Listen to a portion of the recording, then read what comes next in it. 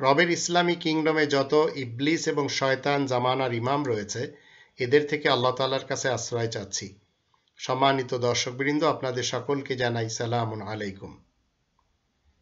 Hizb ut তাওহীদ মানে না কোরআন এবং স্থান কাল পাত্র।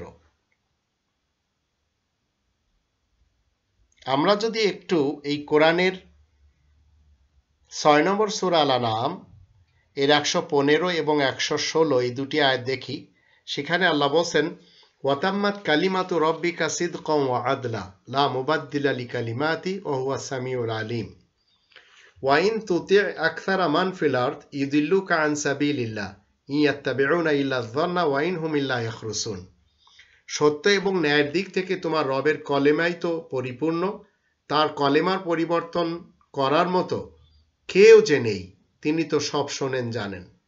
এই দুনিয়ার বুকে যারা বাস করছে তাদের অধিকাংশের কথাই যদি তুমি শোনো, তাহলে তোমাকে তারা আল্লাহ তাআলার কোরআন থেকে বিভ্রান্ত করে দেবে, কারণ ওরা তো উদ্ভট কল্পনা ছাড়ার কিছুই অনুসরণ করে না, ওরা শুধু আন্দাজের উপরেই চলে। এটি আজ আমরা 2020 সালেও হিজবুত তাওহীদের জামানার ইমাম হুসাইন মোহাম্মদ সেলিমের মাঝে দেখতে পাচ্ছি। উদ্ভট কল্পনা হচ্ছে তার অস্ত্র হাতিয়ার এবং আন্দাজের উপরে চলে যাচ্ছে, আর স্বপ্ন দেখছে পুরা বিশ্বকে পরিবর্তন করার। এ জানে না সূত্র এবং ফলাফল, প্রযুক্তি এবং হাতিয়ার কি জিনিস, স্থানকাল পাত্র কি জিনিস। এ জানে না কোরআনের কোনো আইন, এ জানে না আইনের প্রয়োগ, পরিকল্পনা এবং পরিকল্পনার বাস্তবায়ন সে জানে না, সত্য এবং সত্যের সাক্ষ্য কি জিনিস জানে না। একটু চিন্তা করে দেখুন, সে যা বুঝেছে, সে যা শিখেছে, সেটিকে ইসলাম বলে চালিয়ে দিচ্ছে। আর এই কাজগুলি ইবলিস এবং শয়তান সবসময় তাগুতের হয়ে করে এবং বলে। আমরা সবাই জানি বাবা আদম দুইজন। মুসলিমদের বাবা আদম ইব্রাহিম নবী, নন মুসলিমদের বাবা আদম আজর। এই আজরের অনুসারী ইবলিস এবং শয়তান তাগুত সবসময় যা বোঝে, যা কল্পনা করে, যা আন্দাজা লাগায়, সেইগুলির উপরে চলে। আমাদের মনে রাখতে হবে, আইন হলো ফর্মুলা বা সূত্র, আর আইনের প্রয়োগ হলো ফর্মুলা বা সূত্রকে বাস্তবে পরিণত করার জন্য যত প্রযুক্তি এবং হাতিয়ার রয়েছে। প্রযুক্তি এবং হাতিয়ার ব্যবহারের ফলে ফর্মুলা থেকে যা পাওয়া যাবে তা হলো ফলাফল। তো কোরআনে আল্লাহ রাব্বুল আলামিন কি বলছেন?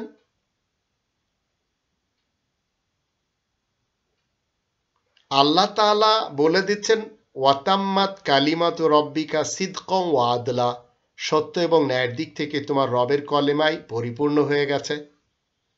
5 নম্বর সূরা আল মাইদার 3 নম্বর আয়াতের মধ্যে বলা হচ্ছে, আল ইয়াউমা আকমালতু লাকুম দীনাকুম, আজ তোমাদের জন্য পরিপূর্ণ করে দেওয়া হলো তোমাদের দিন।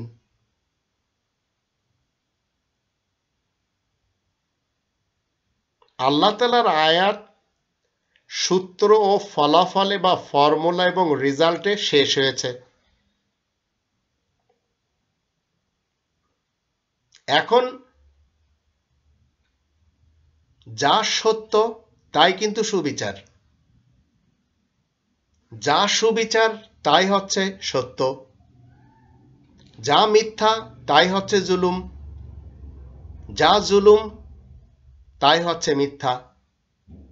এখন ফর্মুলাকে বাস্তবায়িত করতে গেলে যে প্রযুক্তি এবং হাতিয়ার ব্যবহার করতে হবে সেটা কিন্তু স্থানকাল পাত্র হিসেবে পরিবর্তনশীল, কিন্তু ফর্মুলা এবং রেজাল্ট কখনো পরিবর্তন হয় না। কোরআনে কোথাও বলা হচ্ছে না জামানার ইমাম হিসেবে কেউ দাঁড় হবে, আখেরি জামানা হোক, মধ্যম জামানা হোক, শুরু জামানা হোক। কিন্তু ইবলিস এবং শয়তান বায়েজিদ খান পন্নী আমাদের বাঙালি সমাজের মধ্যে প্রথমেই জামানার ইমাম হওয়ার দাবি করেছে, তার নিজস্ব কি বলে চিন্তাধারা মোতাবেক, তার কল্পনা মোতাবেক। সাহারা নিয়েছে মোজেজার, যার কিঞ্চিত সম্পর্ক কোরআনের সাথে নেই। তার মৃত্যুর পরে তার স্থলাভিষিক্ত হয়েছে হুসাইন মোহাম্মদ সেলিম। তো আমাদের জানতে হবে আল্লাহ তাআলার দেওয়া সাংবিধানিক যে আইন,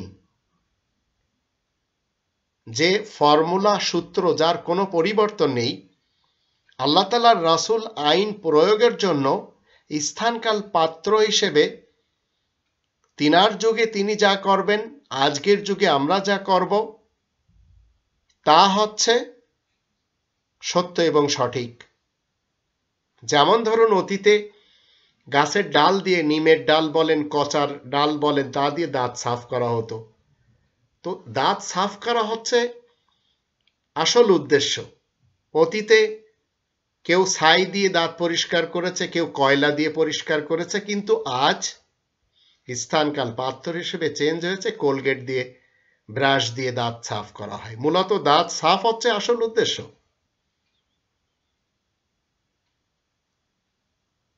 রাসূল করিম থেকে নিয়ে আপনার আমার যুগ পর্যন্ত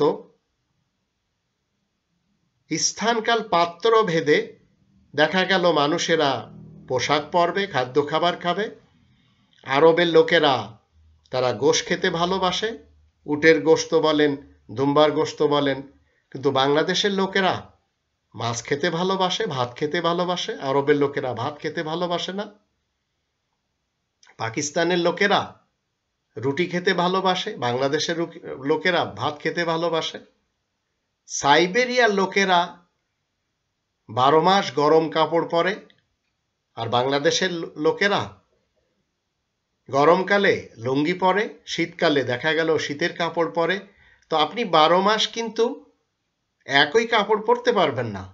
কিন্তু কোরআনের 7 নম্বর সূরা আল আরাফের 26 নম্বর আয়াতের দৃষ্টিতে আল্লাহ বলছেন, পোশাক নাজিল করেছি তোমাদের সতর ঢাকার জন্য।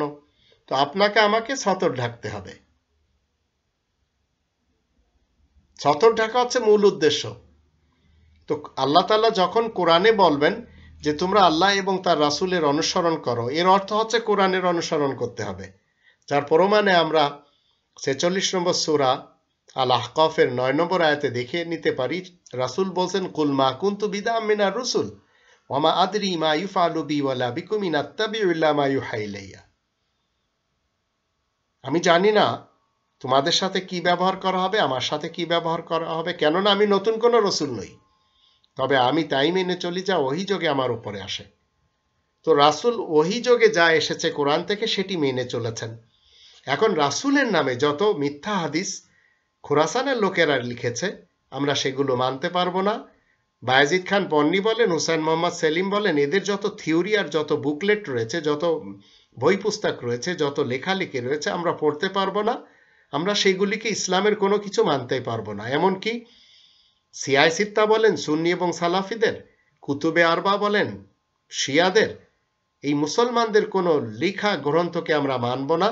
যদি মানি তাহলে আল্লাহ তাআলার বিধান এগুলি একটিও না। আর আমাদের মধ্যে যারা উলিল আমর হবেন তারা 50 নম্বর সূরা কফ এর 45 নম্বর আয়াত মতে কোরআনের সাথে উপদেশ দিতে তিনি বাধ্য থাকবেন।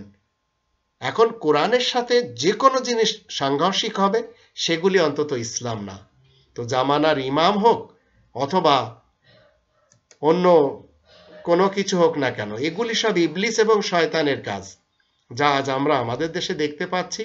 তো হিজবুত তাওহীদের ইবলিস এবং শয়তান ইমাম মানে না কোরআন, মানে না স্থান কাল এবং পাত্র, মানে না সূত্র, ফর্মুলা, প্রযুক্তি, হাতিয়ার, সেইগুলি মানে যেগুলি শয়তানের পক্ষ থেকে তার উপরে ওহী হয়, আর সেই ওহী মোতাবেক সে তার যারা মান্যকারী রয়েছে তাদেরকে নিয়ে চলেছে। কাদিয়ানীদের মতো এরাও খুব তাড়াতাড়ি পুরা বিশ্বের মানুষের সামনে অমুসলিম হিসেবে পরিচয় লাভ করবে। আর আমরা তো রবের ইসলামী কিংডমের যারা মুসলিম রয়েছি, আমরা জানতেই সক্ষম হয়েছি এটা ইবলিস এবং শয়তানের একটি জামাত, এবং এই ইবলিস এবং শয়তান জামানার ইমাম হিসেবে পরিচালনা করে যাচ্ছে।